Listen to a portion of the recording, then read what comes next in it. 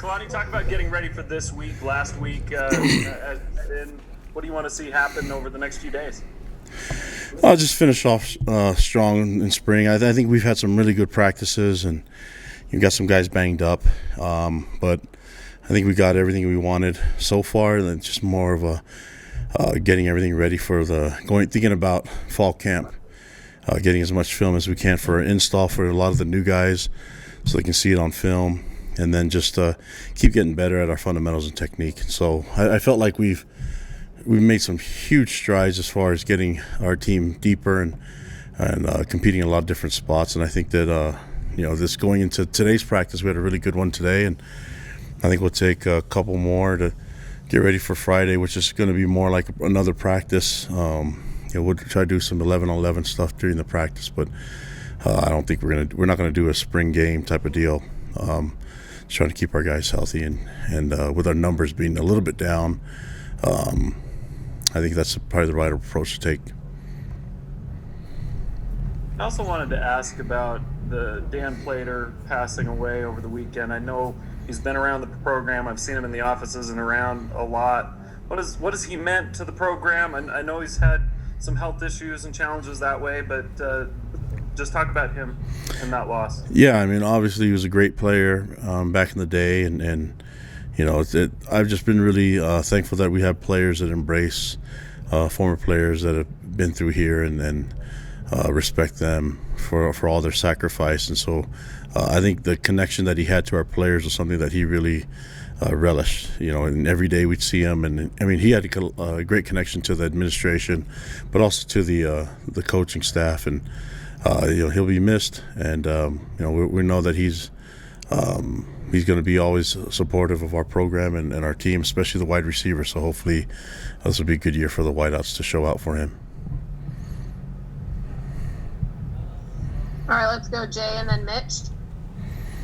Lonnie, with a week left of spring camp, which position group would you say is the most settled as far as depth chart goes, and which group is maybe the least settled? I would say the most settled would probably be the linebacker, thing that comes to my mind right away. I feel like we have not just a good 2 deep, but a good 3 deep, and we have a lot of really good players there. I mean, if you're looking at the three, Peyton Wilgar and Max Tooley and Keenan Peely, those three I think have tons of experience under their belt, and they've had a lot of game time plays and a lot of different places too, a lot of different positions. So those guys can play all our linebacker spots and our DN spots. So I think that's probably the most settled. Then I really feel good about the 2 deep and 3 deep even in that position, and then some of the guys that we're going to add to it that have been home from their missions and guys that are still coming home this summer. So I think it's going to add to an already deep position.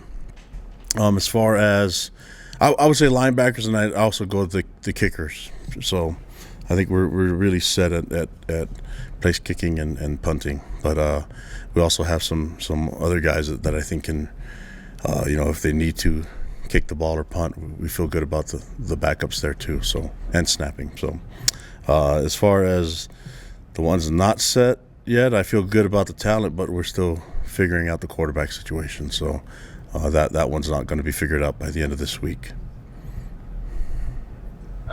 Has that been whittled down at all? You mentioned last time you might whittle it down a little. I think it will be. I think I'll let time. I mean, we still have 3 more practices.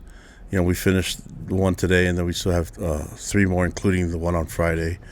And so I think we'll see how it works with those 3 and try to whittle it down, because I think we're going to need to get more reps to the guys that can compete for it, and that'll happen probably at the end of this week. Kalani, which positions have you mentioned that some of the numbers are currently down? Which positions are maybe the lightest at the moment? There's just a lot of guys that are just getting banged up, and then it's not anything too alarming. But we lost Michael Harper, for the year, and it's unfortunate because he's a starter for us. But we've seen other guys step up in that position. I mean, it's still a deep group at corner, and then seeing new guys like Dean come along, and do some really good things there, and he's long, and so and has tons of ability. And then you add in all the guys that have played there, have experience.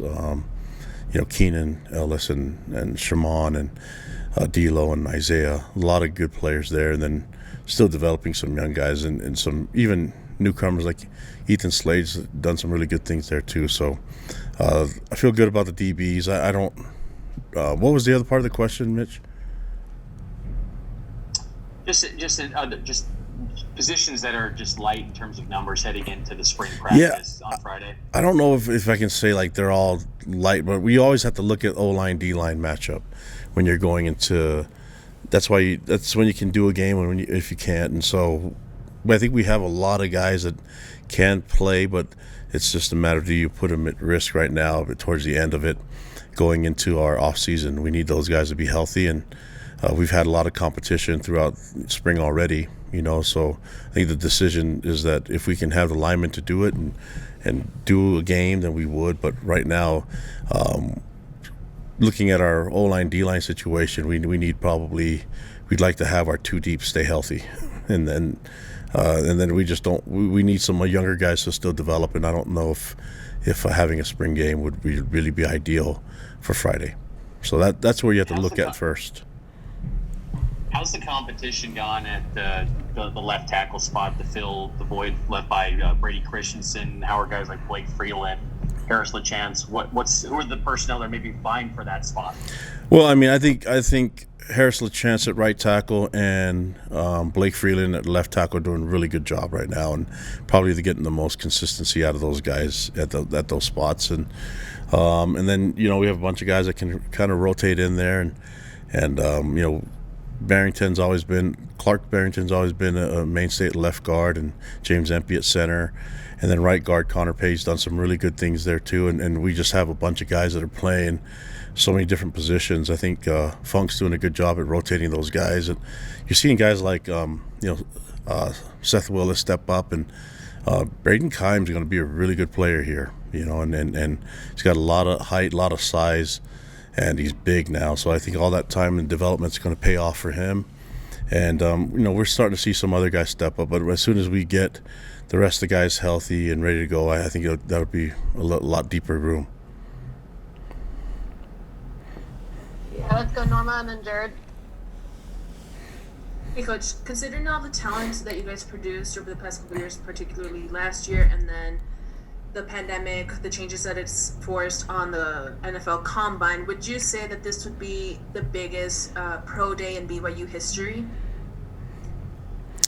Yeah, probably, because I think I think we've always made pro day really important to our program, and trying to do everything we can to showcase our players' talents. And I think having these guys come out and be able to run and time and do all those things for the scouts is going to be huge. And then having all the attention around Zach is bringing a lot more eyes to his program. But I think Pro Day's always been big for us. And I think since I've been the head coach, that's something that I want to really keep emphasizing, is that we take care of the scouts when they come here, and we give them as much information and film as they need. And then that we make it a big priority for us to get our guys into the NFL. And I think, with some of the development things that we've been able to do in the past, you're starting to see. I remember last year saying that I think we have a lot of NFL guys on our roster. I still believe that.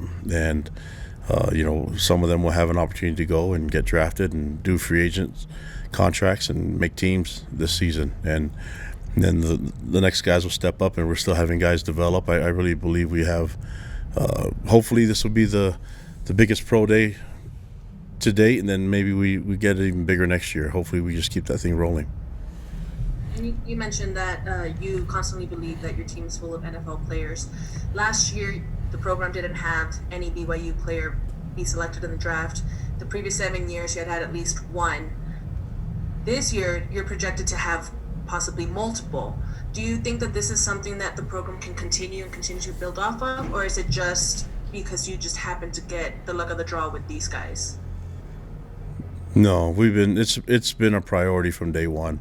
If you look at the years past when we've been trying to develop our program, I've said it before, I want to get guys in the NFL. That's a priority for me.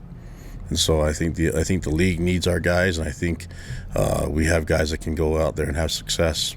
So even guys that have been injured and stuff like that, we need to find a way to get them back on track and give them an opportunity to show on the field and get an opportunity to make teams. And so I really believe that this is something that's been deliberate. We've been trying to focus on that from the beginning. And I wish normally I could just predict it, but I'd like to there's an effort here to have that happen. And I think that I think we'll be able to continue it. Like I said, we have a lot of guys that will be able to join the NFL this year, and I believe we'll have some more next year. I said that I've been saying that for the last couple of years now, that I think we have a good group of guys that can make the NFL and make a difference there for their teams. All right, Jared, you've got the last question. Kalani, Friday's got to be a day you're looking forward to then, because you get all the attention with Pro Day, you get the spring practice, you get some fans in the stands, and after last year not even getting to the end of spring practice, what's it like to prepare for that type of a day, that type of energy here in March, long ways from the season, but to have that type of an opportunity? Yeah, and I think just having seeing everyone back again, they've been coming in last week and even coming in this week, seeing all the seniors and even guys that didn't have an opportunity to do a pro day, like Aleva Hefo and Micah Simon, have those guys back to run some routes and do some things and do a workout. I think some of them are going to run a 40. Austin Lee and all those guys just give it another chance, and I'm just thankful that we have staff that an administration that has the same vision that we do as a coaching staff, to try to give our guys every opportunity to do pro day and to showcase their talents. And so even if the timing is off a little bit, some of those guys will have another opportunity, and if it works out, great. If not, then they can say that we did everything we can as a administration, a school, and a program to get them in that position to do their best and get to the league.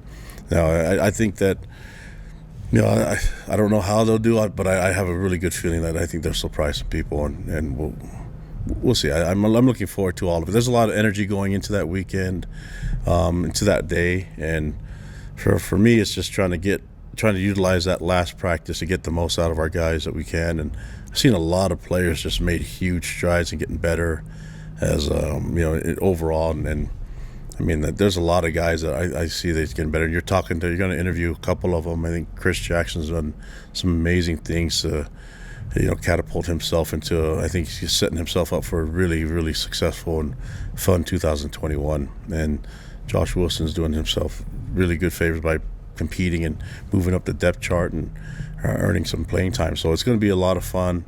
I think just a lot of energy that's going around BYU, and more than anything, I just want to keep the program, keep building, keep developing this thing into the beast that I think it can be. All right, thanks, Coach. Can I clarify one thing? Did you say Micah Harper is out for this coming season or just for spring ball? No, he's out for spring ball, and then there's a chance that what the plan would be going into, because he was a true freshman and started for us, the plan would be for him to make a comeback, and then we'll definitely utilize the 4 games that he will be able to redshirt with, and then we'll see how his progress gets from then on. So we know we're going to use the 4 games towards the end of the year, but if he comes along as well as we anticipate, then maybe there's just a chance that he'll just play right away. And I don't know how it works, because he'll be a freshman all over again next year. So, but we do have the redshirt year as insurance just in case. Does that make you got that, Jay? Yeah, thanks. Yeah. Okay, no worries. All right, thanks, Coach. All right, guys, thank you. Thanks, Coach.